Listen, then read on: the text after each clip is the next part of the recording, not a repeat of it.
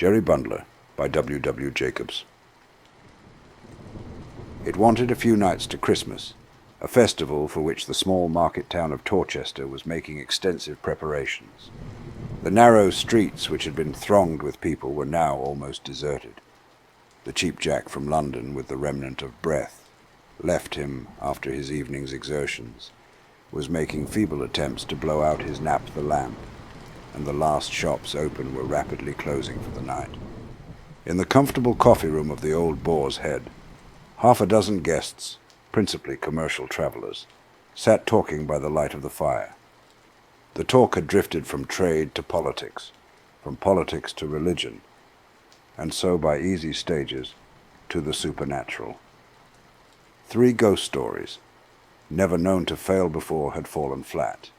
There was too much noise outside, too much light within. The 4th story was told by an old hand with more success. The streets were quiet, and he had turned the gas out. In the flickering light of the fire, as it shone on the glasses and danced with shadows on the walls, the story proved so enthralling that George, the waiter, whose presence had been forgotten, created a very disagreeable sensation by suddenly starting up from a dark corner and gliding silently from the room. "That's what I call a good story," said one of the men, sipping his hot whiskey. "Of course it's an old idea that spirits like to get into the company of human beings. A man told me once that he traveled down the Great Western with a ghost and hadn't the slightest suspicion of it until the inspector came for tickets. My friend said the way that ghosts tried to keep up appearances by feeling for it in all its pockets and looking on the floor was quite touching. Ultimately, it gave it up, and with a faint groan, vanished through the ventilator." "That'll do, Hurst," said another man. "It's not a subject for jesting," said a little old gentleman who had been an attentive listener. "I've never seen an apparition myself, but I know people who have, and I consider that they form a very interesting link between us and the afterlife. There's a ghost story connected with this house, you know." "Never heard of it," said another speaker, "and I've been here some years now." "It dates back a long time now," said the old gentleman. "You've heard about Jerry Bundler, George?" "Well, I've just heard odds and ends, sir," said the old waiter, "but I never put much count to 'em. There was one chap here what said he saw it, and the governor sacked him prompt."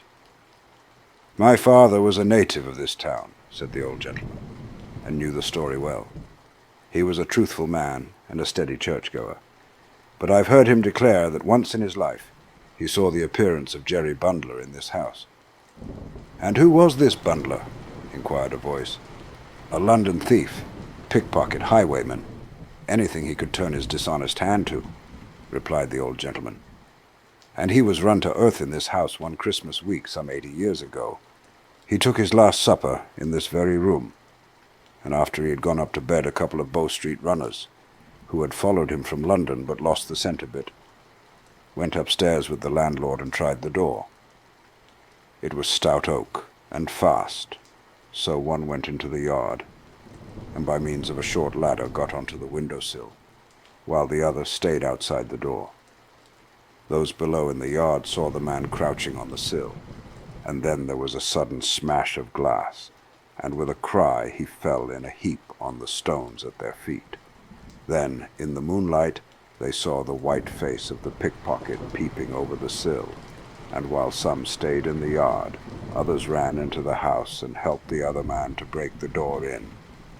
It was difficult to obtain an entrance even then, for it was barred with heavy furniture, but they got in at last, and the first thing that met their eyes was the body of Jerry dangling from the top of the bed by his own handkerchief."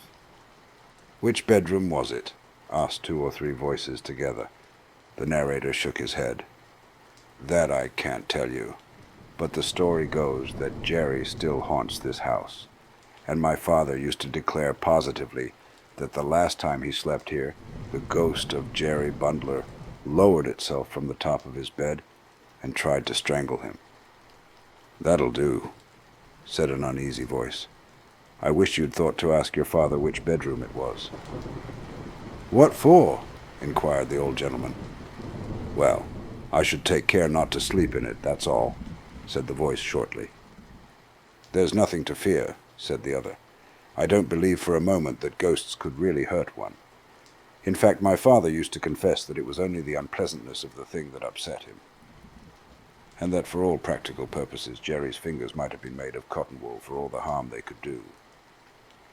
That's all very fine, said the last speaker again. A ghost story is a ghost story, sir, but when a gentleman tells a tale of a ghost in the house in which one is going to sleep, I call it most ungentlemanly. Pooh, nonsense, said the old gentleman, rising. Ghosts can't hurt you. For my own part, I should rather like to see one. Good night, gentlemen. Good night, said the others.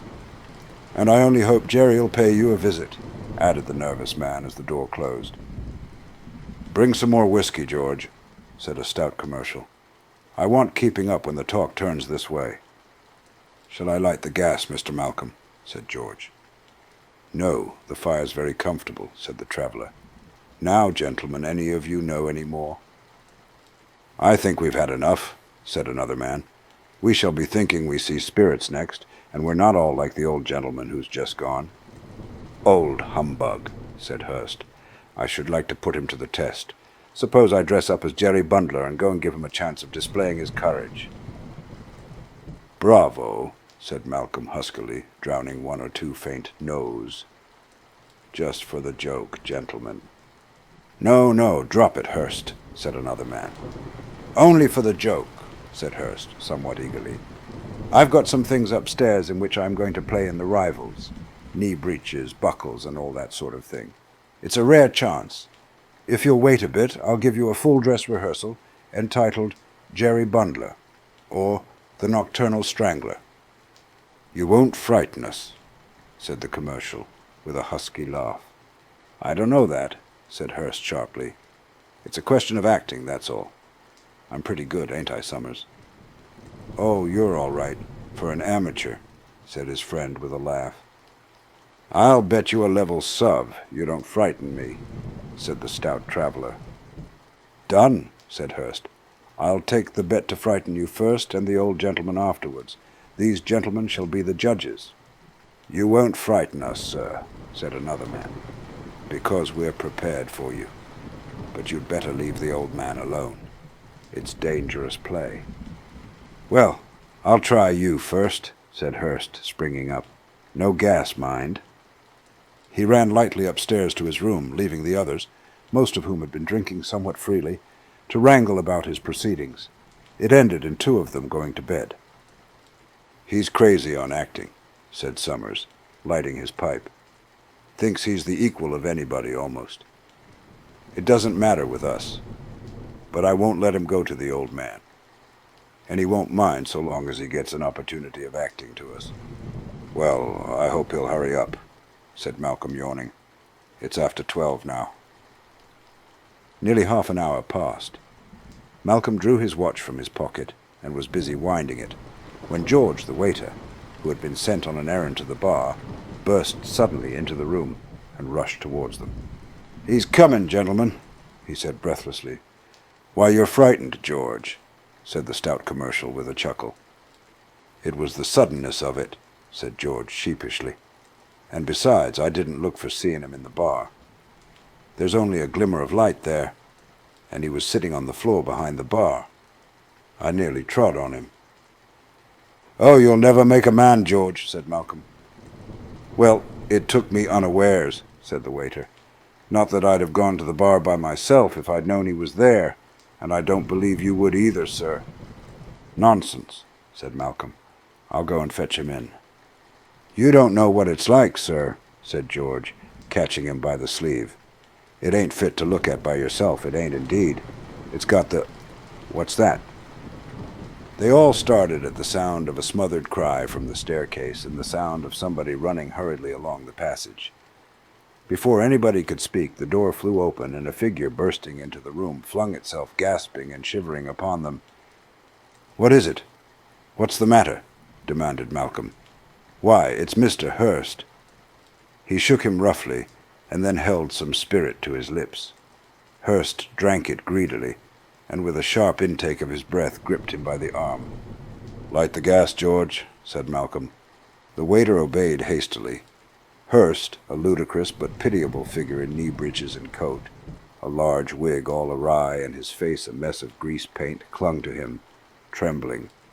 "Now what's the matter?" asked Malcolm. "I've seen it," said Hurst with a hysterical sob. "Oh, Lord, I'll never play the fool again. Never." "Seen what?" said the others.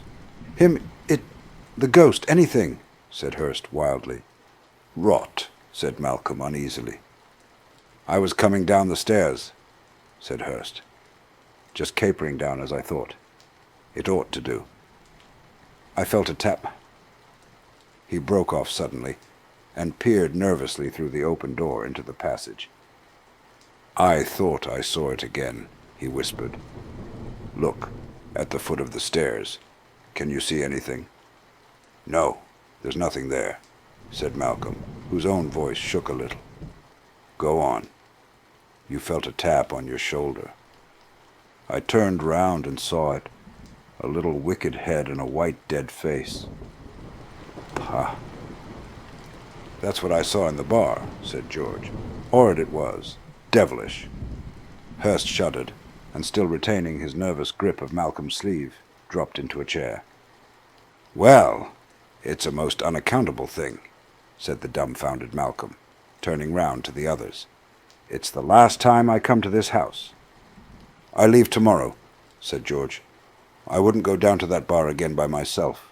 No, not for £50. "It's talking about the thing that's caused it, I expect," said one of the men. "We've all been talking about this and having it in our minds.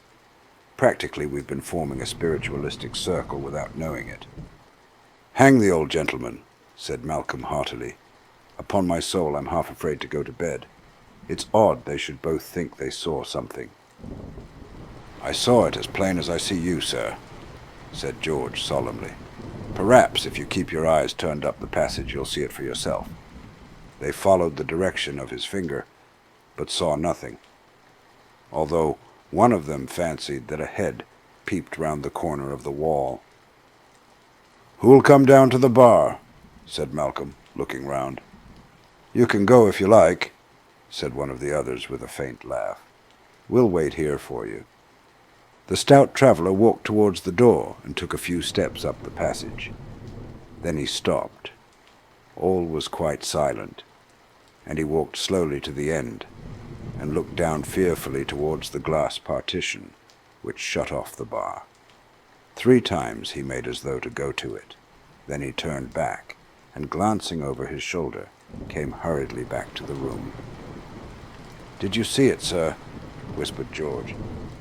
"Don't know," said Malcolm shortly. "I fancied I saw something, but it might have been fancy.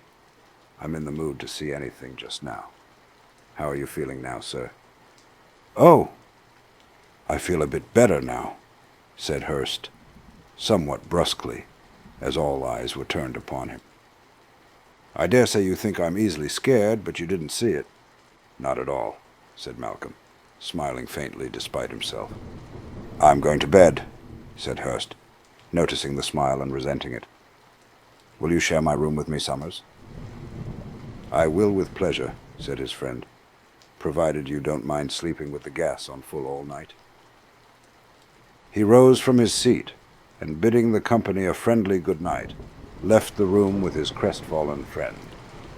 The others saw them to the foot of the stairs, and having heard their door close, returned to the coffee-room.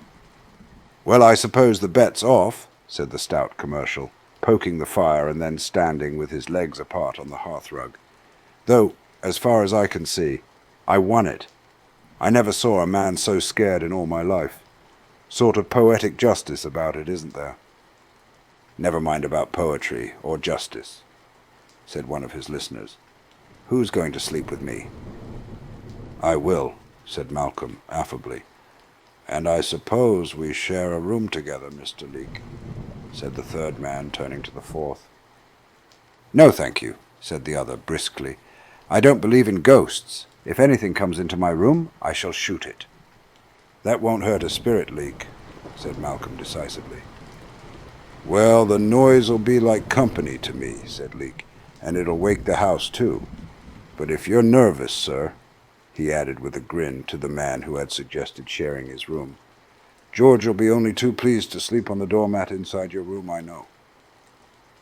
"That I will, sir," said George fervently, "and if you gentlemen would only come down with me to the bar to put the gas out, I could never be sufficiently grateful." They went out in a body, with the exception of Leek, peering carefully before them as they went. George turned the light out in the bar, and they returned unmolested to the coffee room, and, avoiding the sardonic smile of Leek, prepared to separate for the night. "Give me the candle while you put the gas out, George," said the traveler. The waiter handed it to him and extinguished the gas, and at the same moment all distinctly heard a step in the passage outside. It stopped at the door, and as they watched with bated breath, the door creaked and slowly opened. Malcolm fell back open-mouthed, as a white, leering face, with sunken eyeballs and close-cropped bullet head, appeared at the opening. For a few seconds the creature stood regarding them, blinking in a strange fashion at the candle. Then, with a sidling movement, it came a little way into the room, and stood there, as if bewildered. Not a man spoke or moved, but all watched, with a horrible fascination, as the creature removed its dirty neckcloth and its head rolled on its shoulder. For a minute it paused, and then, holding the rag before it, moved towards Malcolm. The candle went out suddenly with a flash and a bang. There was a smell of powder, and something writhing in the darkness on the floor. A faint, choking cough, and then silence. Malcolm was the first to speak. "Matches," he said in a strange voice. George struck one. Then he leapt at the gas, and a burner flamed from the match. Malcolm touched the thing on the floor with his foot and found it soft. He looked at his companions. They mouthed inquiries at him, but he shook his head. He lit the candle, and kneeling down, examined the silent thing on the floor.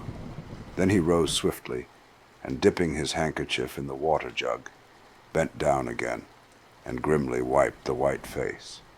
Then he sprang back with a cry of incredulous horror, pointing at it. Leek's pistol fell to the floor, and he shut out the sight with his hands, but the others, crowding forward, gazed spellbound at the dead face of Hurst. Before a word was spoken, the door opened, and Summers hastily entered the room. His eyes fell on the floor. "Good God!" he cried. "You didn't—" Nobody spoke. "I told him not to," he said in a suffocating voice. "I told him not to. I told him—" He leaned against the wall, deathly sick, put his arms out feebly, and fell fainting into the traveler's arms.